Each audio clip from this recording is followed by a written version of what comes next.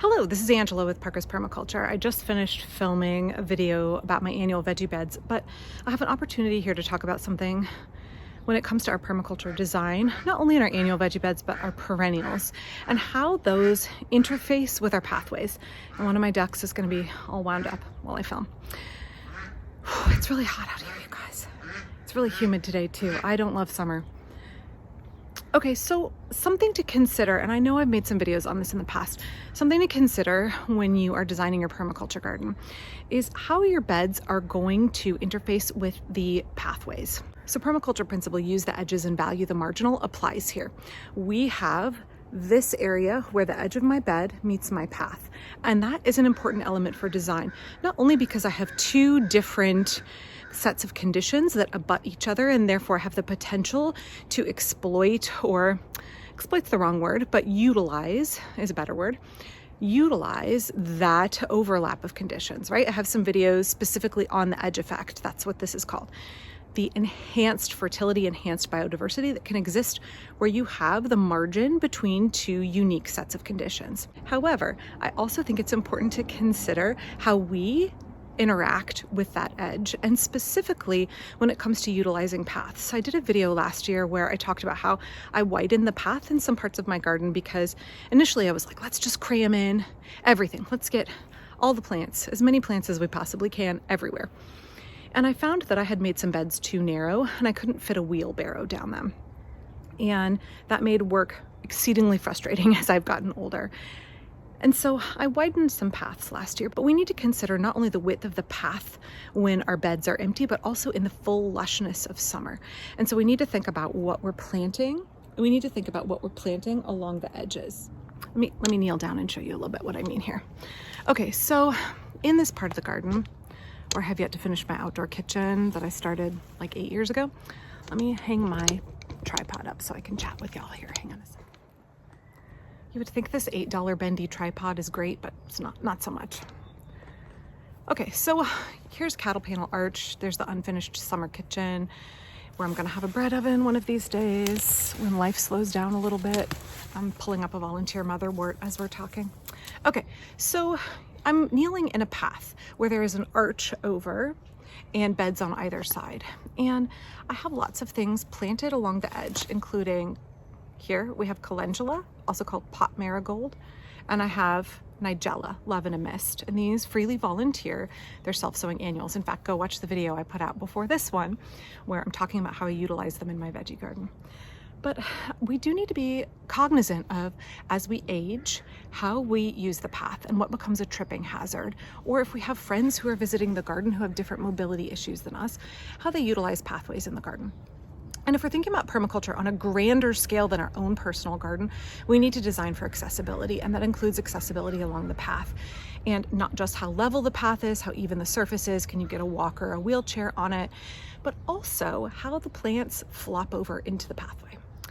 When it's early in the year, I'm always thinking like, oh, this garden, it's not going to be full enough. Everything's looking a little sparse. And then boom, we get a couple of sunny days and some rain and everything is falling into the path. So I love having plants flop into the garden. I love walking along in my skirt, usually garden in a skirt,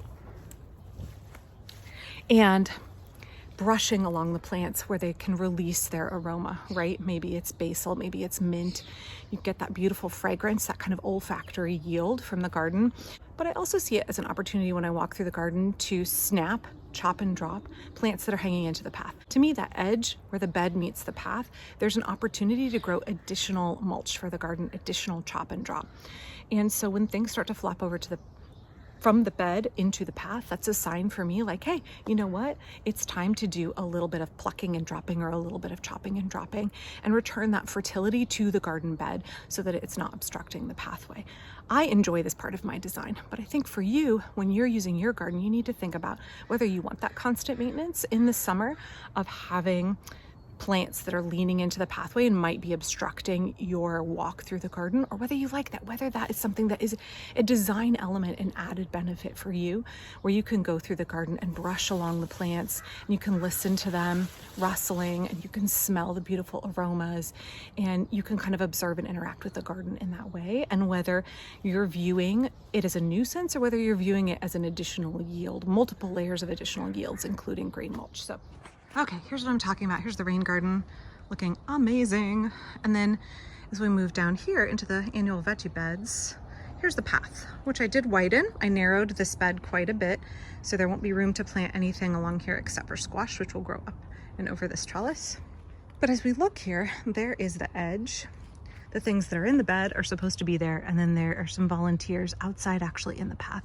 And I get to decide, do I want to utilize these as mulch? This is a nigella and a calendula. They will get quite big. Baby calendula, youth calendula, adult calendula. So this will get much bigger. Do I want to pull it up now? Do I want to leave it? Is it in my way? I get to make a decision about how this plant is benefiting the garden. Oh, hello. Hello, bumblebee. Same thing. These nigella here, this one, and this calendula, these are technically growing in the path, not in the bed. Oh, I got a weed.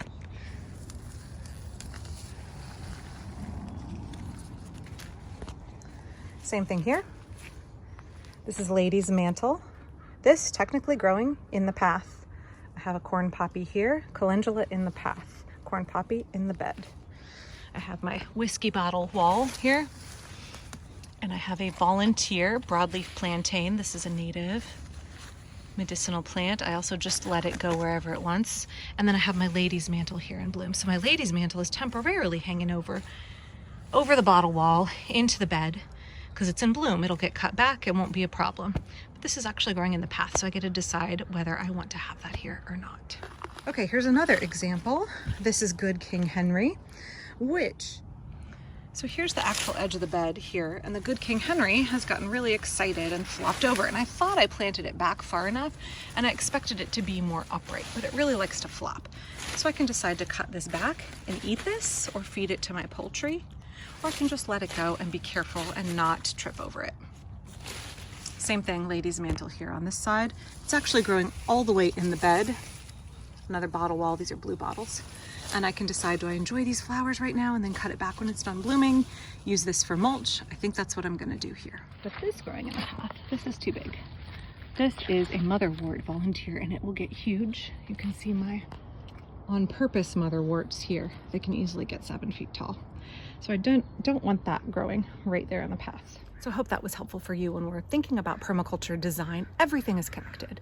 Every single thing in our garden has the potential to have the 12 principles applied to it to learn and design better. And not just in our garden, but in our lives, in our communities, in our relationships with other people. If you enjoyed this video, please don't forget to click like and subscribe. You can also check out my Patreon or my PayPal, but if you are interested in donating to the work that I do here, I would ask you to please consider donating to Selwa and her family first. They are a family of 5 in Palestine, and their GoFundMe is at the top of my video description. Thanks.